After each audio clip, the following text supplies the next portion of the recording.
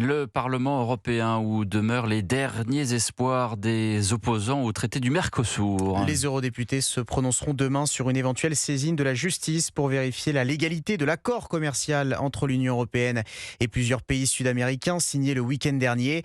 En cas de vote favorable, l'entrée en vigueur du texte serait reportée de plusieurs mois.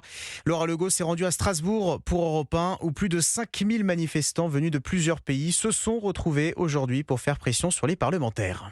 Fumigènes, banderoles, drapeaux à la main, les agriculteurs n'ont qu'un slogan à la bouche, non au Mercosur, comme Jérôme venu de Vendée. Cet accord, Madame van der Leyen l'a signé, mais nous n'en voulons pas à aucun prix. Nous nous opposerons jusqu'au bout et nous utiliserons toutes les ficelles qui sont en notre pouvoir pour empêcher qu'il s'applique. Ici, la colère se cristallise contre une femme, la présidente de la Commission européenne, Ursula von der Leyen.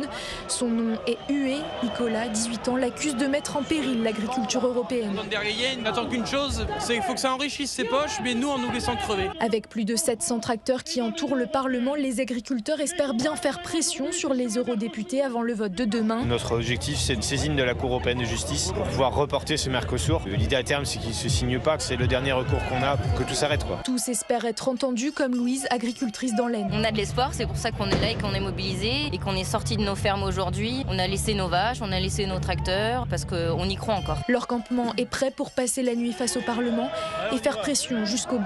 Strasbourg, Laura Legault, Europe 1.